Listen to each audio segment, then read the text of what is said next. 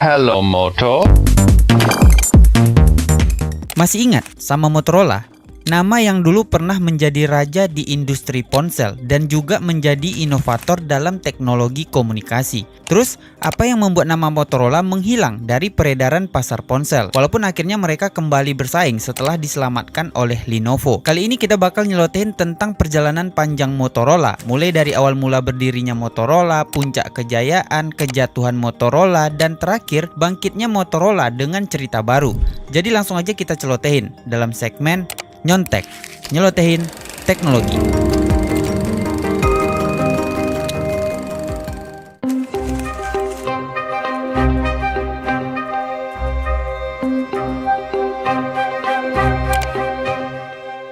Motorola merupakan salah satu brand yang mempunyai nama besar di dunia teknologi komunikasi. Namun kisah Motorola dimulai jauh sebelum teknologi komunikasi secanggih yang kita kenal sekarang. Perjalanan Motorola dimulai pada tahun 1928 di Chicago, Amerika Serikat, yang dimulai oleh dua orang bersaudara, yaitu Paul Galvin dan Joseph Galvin. Mereka berdua mendirikan perusahaan yang bernama Galvin Manufacturing Corporation, dan pada awalnya perusahaan ini berfokus sama pembuatan power supply untuk perangkat radio rumah yang disebut dengan battery eliminators. Kenapa mereka membuat power supply untuk radio rumah? Karena pada waktu itu kebanyakan radio rumah masih menggunakan baterai besar sebagai sumber dayanya. Baterai ini harganya sangat mahal dan juga cepat habis. Disinilah Galvin bersaudara menawarkan sebuah produk yang memungkinkan radio rumah bisa menggunakan sumber daya dari aliran listrik melalui perantara battery eliminator yang mereka buat. Jelas aja, teknologi ini lebih praktis dan lebih ekonomis. Namun ketika perangkat radio udah mulai canggih dan gak memerlukan lagi perantara untuk menggunakan sumber daya dari listrik, permintaan sama battery eliminator jelas aja semakin menurun, dan Galvin bersaudara mulai mengalihkan bisnis mereka dan melihat sebuah peluang baru, yaitu radio untuk mobil. Gak butuh waktu yang lama bagi Galvin Manufacturing untuk berinovasi dan menaikkan kembali bisnis mereka. Pada awal tahun 1930-an, dunia sedang mengalami perubahan besar, di mana teknologi komunikasi menjadi fokus utama bagi para inovator teknologi. Galvin bersaudara jelas aja melihat ini sebagai sebuah peluang besar, dan mereka pun berhasil membuat sebuah produk yang akan mengubah dunia komunikasi dengan menghadirkan perangkat radio untuk mobil. Perangkat ini diluncurkan pada tahun 1930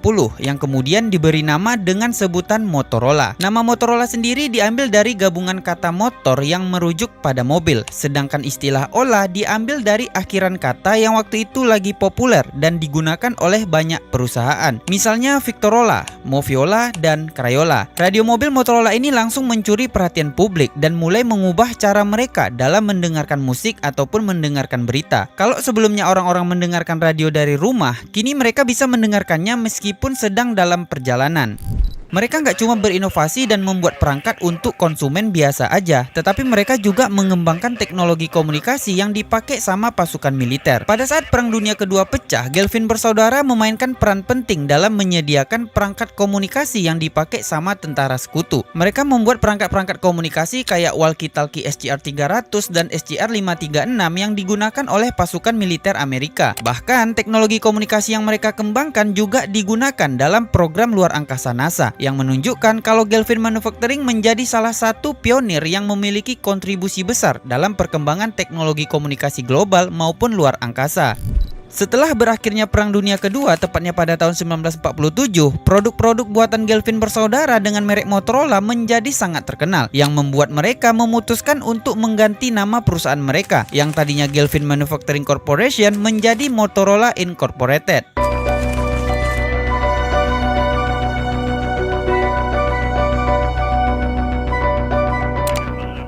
Setelah berhasil meraih berbagai pencapaian dalam dunia komunikasi radio dan perangkat komunikasi militer, Motorola semakin berkembang pesat di industri telekomunikasi. Pada saat memasuki tahun 1980-an, Motorola udah menjadi pemain besar dalam industri komunikasi global. Namun mereka nggak puas kalau cuma jadi raja dalam teknologi radio dan perangkat komunikasi militer aja, dan Motorola pun mulai merambah ke industri baru, yaitu ponsel genggam. Pada tahun 1983, Motorola meluncurkan meluncurkan Dynatex 8000X yang merupakan ponsel pertama di dunia yang bisa digunakan untuk melakukan panggilan komersial. Perangkat ini dirancang oleh insinyur yang bernama Martin Cooper yang kemudian dijuluki sebagai bapak ponsel. Meskipun ponsel ini berukuran besar dan beratnya hampir 1 kg dan cuma bisa melakukan waktu panggilan sekitar 30 menitan, ponsel ini menjadi jalan pembuka bagi revolusi komunikasi ponsel genggam dan menjadi perangkat ponsel pertama di dunia yang mengubah cara manusia berkomunikasi. Namun yang sebenarnya membuat Motorola dikenal sebagai legenda ponsel yaitu ketika mereka meluncurkan perangkat ponsel StarTAC pada tahun 1996. Ponsel ini merupakan ponsel flip pertama di dunia yang diperkenalkan oleh Motorola. Ponsel ini nggak cuma mengguncang dunia dalam segi desain ponselnya aja, tetapi juga mempopulerkan konsep ponsel portable yang lebih praktis dan ringkas. Dengan desain flip yang compact dan bisa dibawa kemana-mana, StarTAC menjadi simbol status sosial bagi banyak orang di seluruh dunia. Momen ini membuat Motorola menjadi raja di industri pasar ponsel dan orang-orang mulai menganggap kalau merek Motorola sebagai simbol dari kecanggihan dan kemewahan.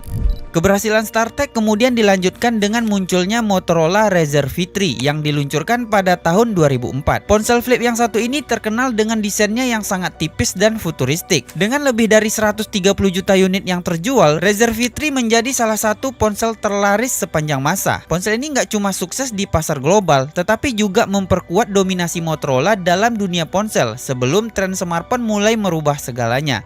Di akhir puncak kejayaan Motorola sekitar akhir tahun 2000-an, mereka sebenarnya masih terus berinovasi dan mereka juga udah mulai untuk beradaptasi dengan minat pasar yang juga udah mulai berubah. Pada tahun 2009, mereka meluncurkan Motorola Droid yang merupakan salah satu ponsel berbasis Android buatan Motorola yang langsung menjadi pesaing berat bagi iPhone. Ponsel ini sukses besar di pasar Amerika yang menunjukkan kalau Motorola sebenarnya masih mampu untuk bersaing. Ya, meskipun ada banyak tantangan dari perusahaan-perusahaan teknologi baru yang waktu itu mulai bermunculan. Yang menarik, meskipun Motorola masih cukup kuat di pasar ponsel, dunia smartphone ternyata berkembang sangat cepat di luar dugaan Motorola dan mereka pun harus berjuang keras supaya tetap bisa mempertahankan posisinya. Namun takdir berkata lain, kemunculan iPhone dengan teknologi layar sentuhnya benar-benar mengubah standar industri ponsel.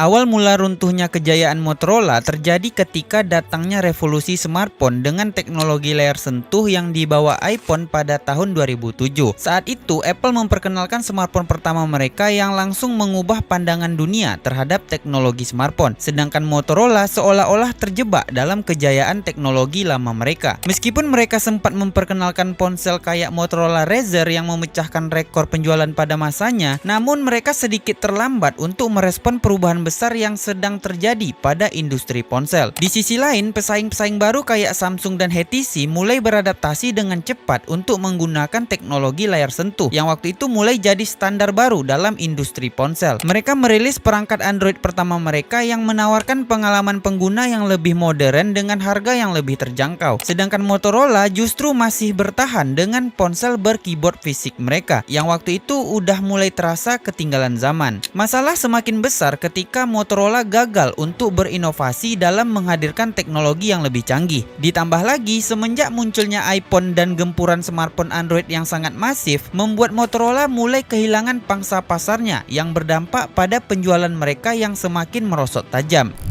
Karena mulai mengalami kesulitan finansial dan ketatnya persaingan di pasar ponsel, pada tanggal 11 Januari tahun 2011, Motorola dipisahkan menjadi dua perusahaan independen, yaitu Motorola Mobility dan Motorola Solution. Motorola Mobility difokuskan untuk produk konsumen kayak ponsel dan perangkat rumah digital, sedangkan Motorola Solution berfokus pada produk komunikasi untuk pemerintah, bisnis, dan layanan publik. Google melihat ini sebagai sebuah peluang bisnis. Pada tahun 2012, Google mengakuisisi Motorola Mobility seharga 12,5 miliar US dollar. Pada saat itu banyak yang berharap supaya Google bisa mengubah nasib Motorola dengan memanfaatkan teknologi dan nama besar yang dimiliki Google. Namun ternyata Google gagal untuk menaikkan nama Motorola dan mereka lebih tertarik untuk mengakuisisi portofolio Motorola supaya bisa digunakan untuk memperkuat Android dalam menghadapi masalah hukum yang terus meningkat. Google nggak terlalu tertarik untuk mengembangkan produk produk ponsel Motorola dan mereka lebih berfokus untuk mengembangkan sistem operasi Android mereka. Pada tahun 2014, Google akhirnya menjual Motorola Mobility kepada Lenovo dengan harga yang jauh lebih rendah, yaitu sekitar 2,9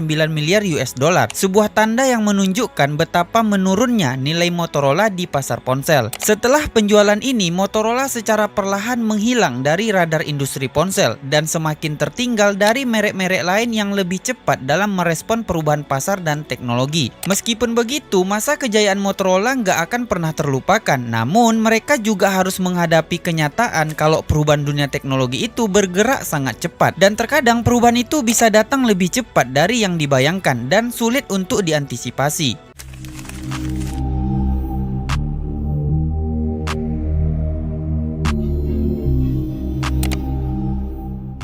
Setelah diambil alih Lenovo pada tahun 2014, Lenovo dengan segala ambisinya mulai merancang strategi baru untuk membawa Motorola kembali ke pasar ponsel. Namun dengan strategi yang cukup berbeda. Kali ini mereka membawa Motorola untuk lebih berfokus sama pasar mid-range dan entry level, karena segmen pasar ini sedang berkembang pesat di negara-negara berkembang. Salah satu langkah cerdas yang diambil oleh Lenovo yaitu dengan tetap melanjutkan seri Moto G dan Moto E yang dulu dibuat Motorola bersama Google. Namun setelah diambil oleh Lenovo, seri Moto G dan Moto E dibuat menjadi lebih bervariasi dan memiliki lebih banyak fitur tambahan. Ponsel ini menawarkan kualitas premium dengan harga yang sangat terjangkau, menjadikannya salah satu pilihan utama bagi mereka yang mau mendapatkan pengalaman ponsel cerdas tanpa harus merogoh kocek terlalu dalam. Gak cuma di segmen menengah ke bawah aja, mereka juga mencoba untuk bersaing kembali di pasar kelas atas dengan meluncurkan seri Motorola Edge. Dengan desain premium dan memiliki spesifikasi tinggi, Motorola Edge berusaha untuk membuktikan kalau mereka masih memiliki daya saing di pasar smartphone kelas atas. Ya, meskipun terasa akan sangat sulit untuk mengejar ketertinggalan dari Apple ataupun Samsung. Selain itu, Motorola juga memanfaatkan nostalgia dengan meluncurkan Motorola Razr versi lipat pada tahun 2019.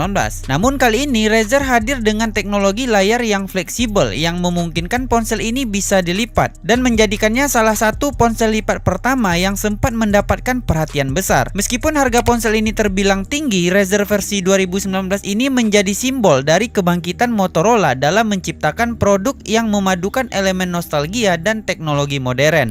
Saat ini, meskipun Motorola nggak lagi berada di posisi puncak pasar ponsel kayak dulu, mereka tetap menjadi salah satu merek yang terus berinovasi dan berusaha untuk memperbaiki posisi mereka di pasar ponsel. Dari Moto G sampai Motorola Edge dan Motorola Razr lipat, mereka udah menunjukkan kalau mereka masih memiliki semangat juang dan siap untuk kembali bersaing, terutama di pasar negara berkembang. Masa depan Motorola mungkin masih belum sepenuhnya jelas, namun mereka menunjukkan bahwa meskipun perjalanan mereka penuh sama tantangan, mereka masih memiliki tempat dalam industri ponsel. Mungkin kita akan melihat lebih banyak lagi inovasi-inovasi yang akan mereka buat di masa depan nanti.